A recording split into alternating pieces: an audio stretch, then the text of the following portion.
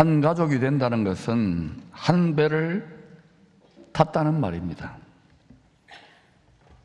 함께 멍에를 메고 함께 짐을 지는 공동 운명체가 되었다, 이것입니다. 가족이 아니라면은 그 멍에도 필요 없고 그 짐도 필요 없는데 져야 되는 거예요. 매야 되는 거예요. 가족의 탄생 어떻게 됩니까? 남자와 여자, 신랑과 신부가 결혼함으로 시작됩니다. 창세기 1장, 2장은 남자와 여자가 결혼함으로 가족이 탄생하는 신비를 계시합니다. 여섯째 날 창조된 남자와 여자가 결혼합니다. 새 가정이 태어나요. 여기에 창조의 비밀만 있는 것이 아니라 새 창조, 구원의 비밀도 여섯째 날 있는 것입니다. 일곱째 날 막 결혼한 이 세 부부는 에덴 동산 안식처에서 신혼살림을 시작합니다. 꿀이 뚝뚝 떨어지죠, 에덴 동산에서. 일곱째 날 초막절에 농부가 추수하여 알곡 영혼을 말합니다. 야곱 족속의 알곡들과 열방 모든 민족 이방인들의 알곡들이 초막절에 추수되어 일곱째 날 땅이 안식하는 나라의 은혜에 동참하게 됩니다. 창세기 1장과 2장에 성경 전체에 비밀이 다 계시되어 있습니다. 죄로 오염이 된 처음 세상, 이 세상 구원, 새 창조도 새 남자와 새 여자가 결혼하여 새 가족 됨으로 완성됩니다. 새 신랑은 하나님 아버지의 독생자가 사람이 되신 예수님입니다. 새 여자는 새 남자 예수를 믿음으로 새 계명을 마음판에 새겨 순종하는 신부된 성도들입니다. 한 가정에서도 가장 큰 축제와 잔치가 결혼식이죠. 하나님의 가정, 우주적 하나님의 가정에서 가장 큰 축제와 이벤트는 어린 양의 공중 혼인잔치입니다. 그때 누가 구름 속으로 끌어올려져 공중에서 어린 양을 영접하게 될 것인가? 그 잔치의 주인공이 될 것인가? 주님 말씀대로입니다. 너희 몸을 하나님이 기뻐하는 한 제물로 드리라. 교회는 그리스도의 몸입니다. 몸을 드리는 연습을 하지 않는다면, 몸을 드린다면 마음도 드리는 거예요. 관념일 뿐이에요. 주님 보시기에는 죄송합니다, 토하여 내치고 싶어지는 거예요.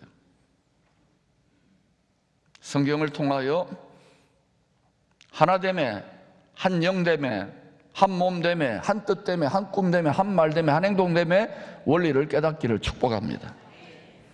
그렇지 않으면 음부 마귀의 권세를 이기기가 점점 힘들어질 것입니다.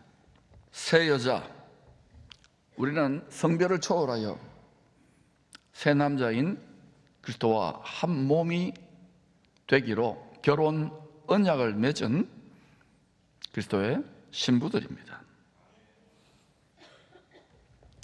새 계명을 신랑에게 받아서 그것을 성령의 칼, 하나님의 말씀으로 우리 마음판에 늘 새겨 넣는 그런 신부를 말해요.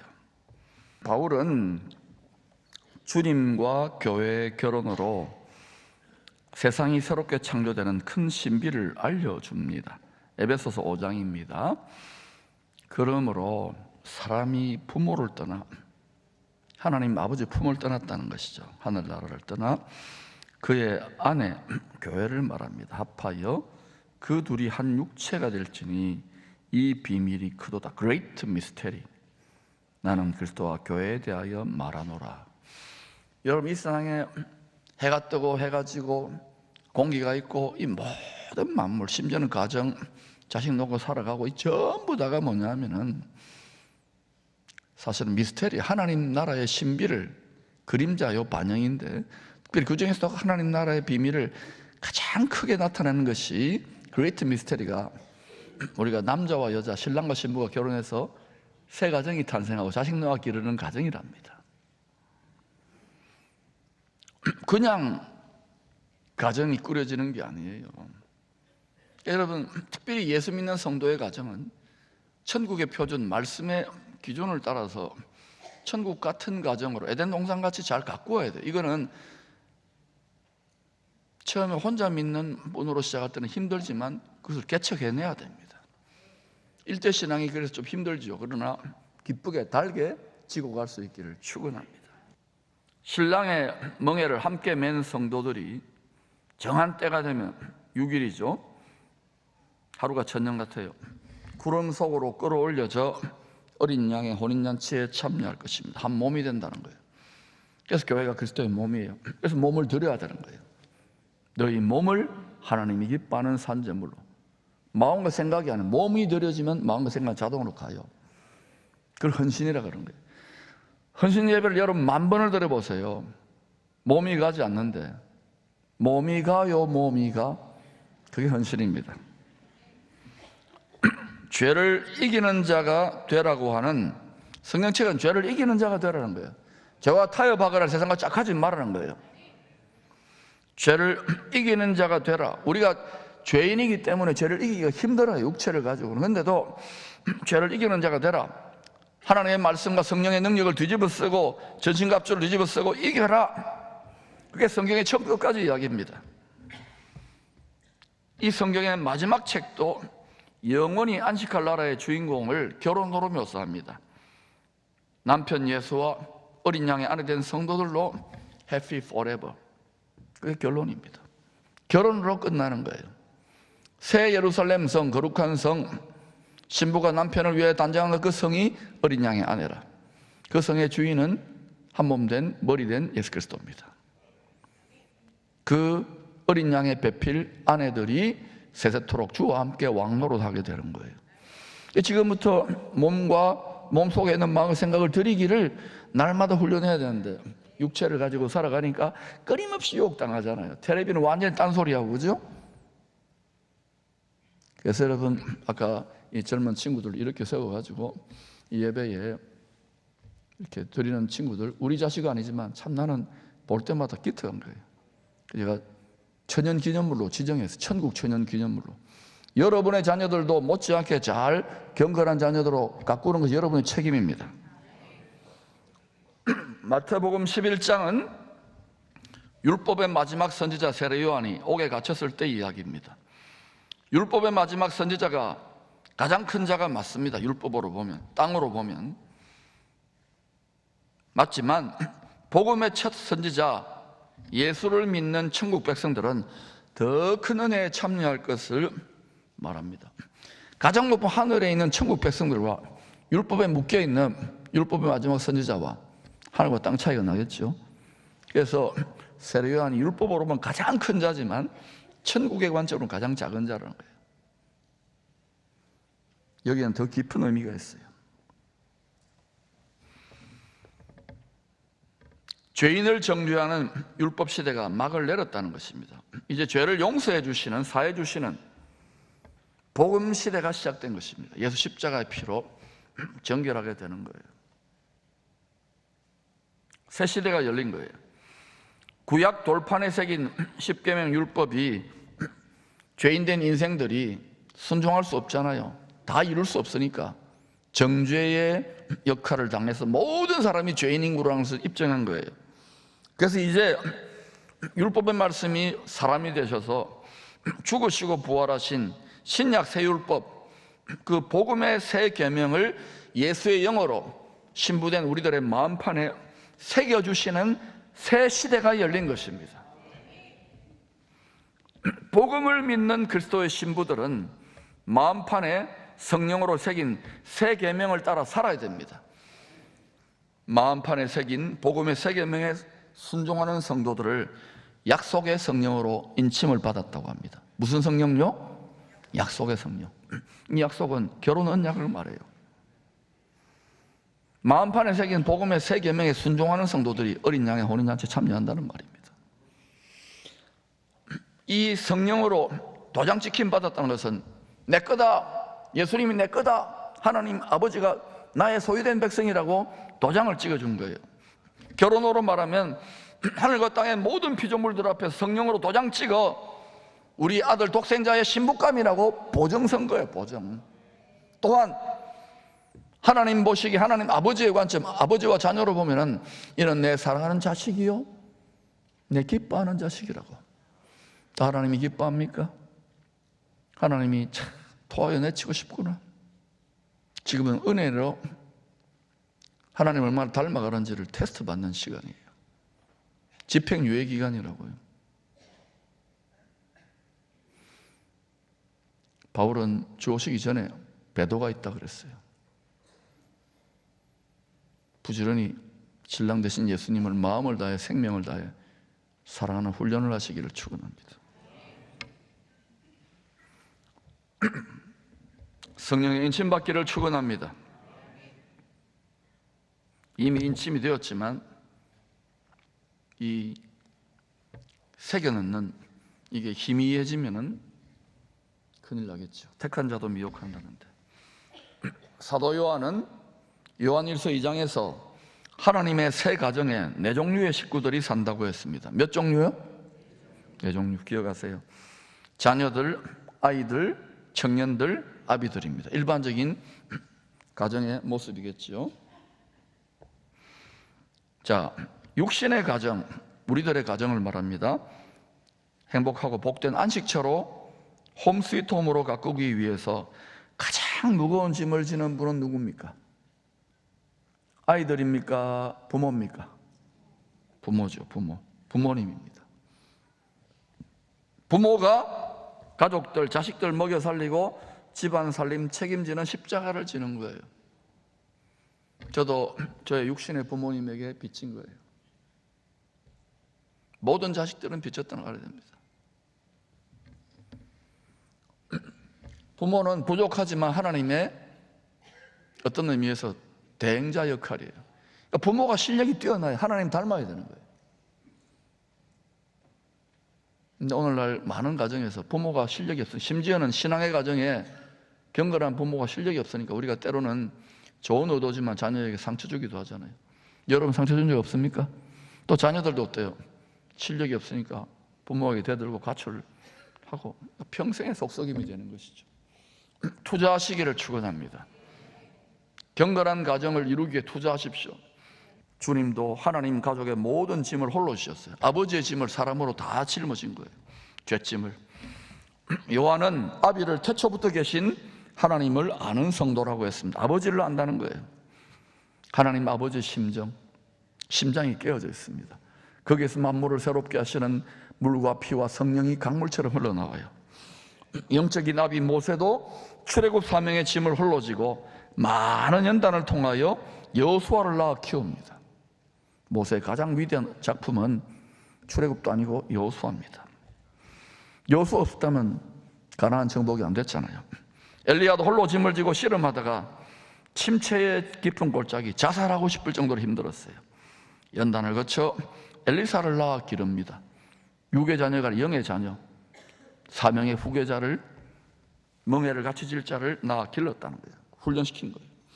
실패의 골짜기를 통과한 베드로도 마가를 사명의 후계자로 낳아 훈련시킵니다.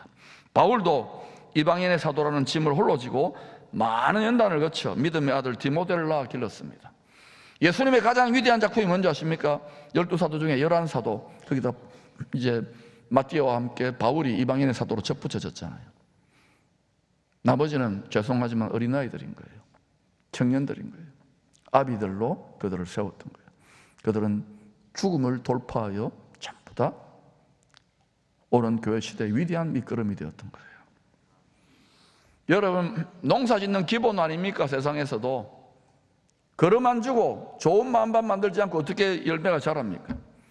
전부 다 어때요? 다 열매가 되고 꽃이 되기를 원해요. 거름 되시기를 축원합니다. 여러분 가정에 거름 되십시오. 기업에 거름 되십시오. 교회에 거름 되십시오. 안식의 주인님이 수고하고 무거운 짐진 우리들에게 다 나에게 오라고 합니다. 주님의 멍에를 메고 배우라고 합니다. 그러면 가야 됩니다. 그리고 배워야 됩니다. 주의 멍에를 메고 주신 계명에, 주의 계명에 순종할 때 늘 함께 하시는 주의 영이 천국의 비밀들, 더 깊은 비밀들을 세밀한 음성으로 속삭여줍니다. 마치 사귀는 연인들처럼 어깨동무하고 친구에게, 연인에게 알려주듯이, 있잖아, 이런 거야, 이 성경의 뜻은 이런 거야, 이건 이렇게 돌아가, 이때는 이래.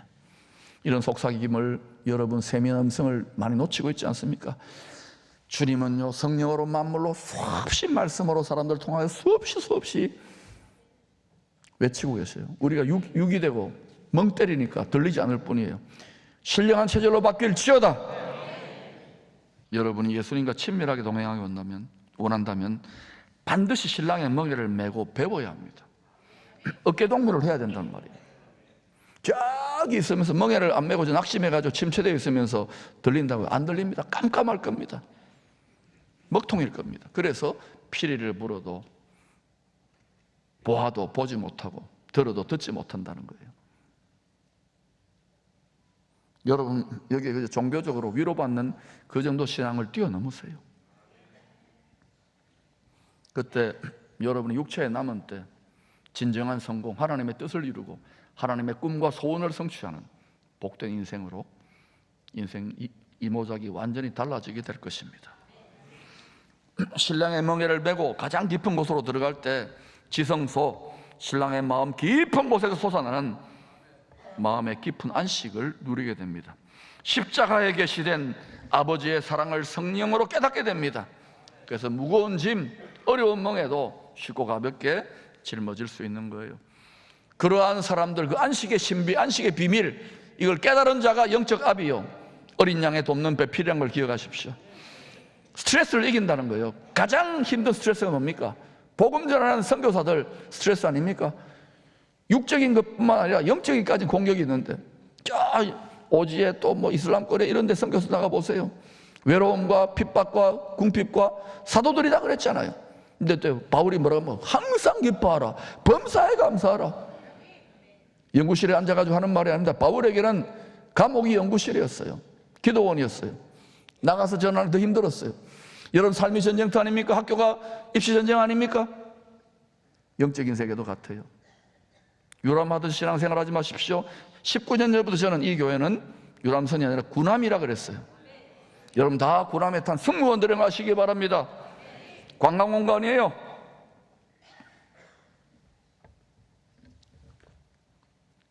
주님이 말씀하십니다. 마태복음 11장 30절 같이 읽읍시다. 시작. 이는 내 멍에는 쉽고 내 짐은 가벼움이라. 주님의 짐이 가볍답니다. 안 그렇잖아요? 너무너무 무겁잖아요. 무거운 짐을 나홀로 짊어지다가 쓰러질 때 한두 번에 저도 마찬가지예요. 주의 멍에가 쉽답니다. 너무너무 어렵잖아요. 어떻게 사람들 마음의 생각을 바꾸고 복음을 전합니까? 어떻게 선교가 됩니까? 불가능하지. 안 됩니다. 저는 하나님 너무너무 많이 부러지셨어요. 꿈은 주시는데 재료도 안 주고 뭐 또 이렇게 저렇게 힘들고 말 많잖아요. 동네가 제일 말 많은 동네가 교회 아닙니까? 그런데도요 계속 순종해 보려고 했어요. 그러면서 복음의 말씀이 복음이 아니라 완전히 내 인생을 장애물이 돼, 걸림돌이 돼가 자빠지고 넘어지고 깨지면서 잘난 자, 교만 모든 게 어그러지고 깨지고 고운가루가 되는 거예요. 나를 내세울 게 아무것도 없어. 여러분 내세울 거 많지요. 아직까지 어린아이예요. 내가 엉터리 중에 엉터리. 여러분은 제대로 하고 있죠. 전 세계에서 예수 제일 잘 믿죠. 바울은 복음의 씨를 뿌려 많은 자녀들을 낳아 기르는 고생을 기쁨으로 감당했습니다. 어떻게 그 힘든 고생을 일평생 감당했느냐고요? 안식의 비밀. 수고하고 무거운 짐이다 다 내게로 오라. 내가 너희를 쉬게 하리라. 이 시대는 안식이 없어요. 어제 높은 분, 많은 책임을 짊어진 분을 한번 찾아오셔서 만났는데 많은 짐을 짊어지고 엄청나게 많은 일을 하셨어요. 내가 딱 한마디 했습니다. 주님 앞에 깊이 들어가라고. 마리아가 먼저 되라고. 너무 마르다 되었다고. 주 보좌 앞에 머무르십시오. 가을에 여러분 꼭 기도실에 앉아서 안 있어도 돼요. 단풍 들잖아요.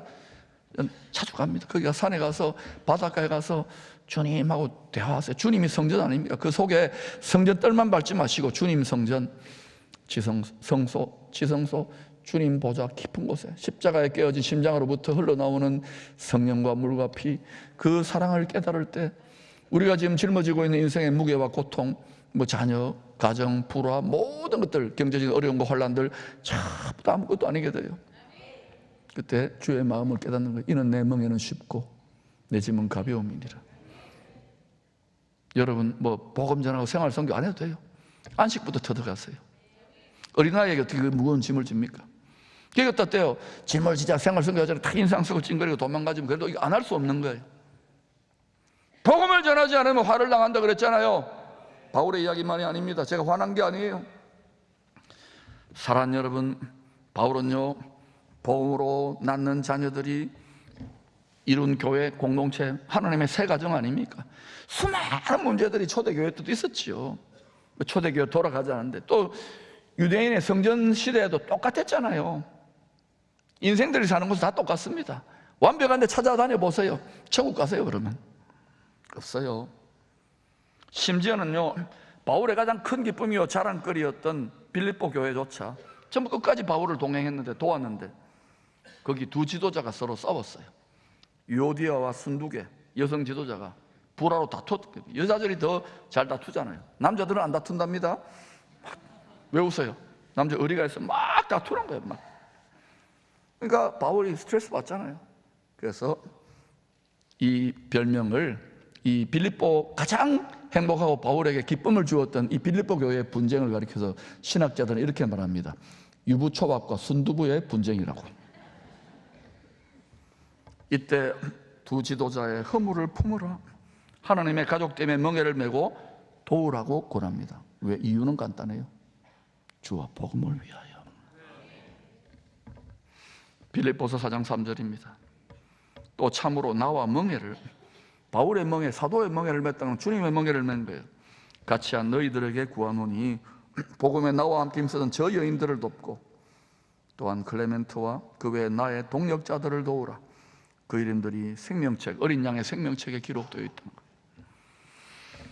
여러분, 우리 몫에 태인 십자가의 멍에 육체로 짊어지니까 자빠지고 넘어지고 무겁고 어렵지요?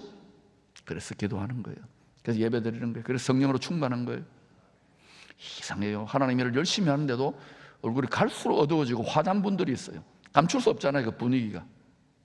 왜 그러냐? 아직도 굴복하지 않는 거예요. 여러분의 잘난 자아가, 여러분의 그 마음과 생각, 교만이 못 박히지 않는 거예요.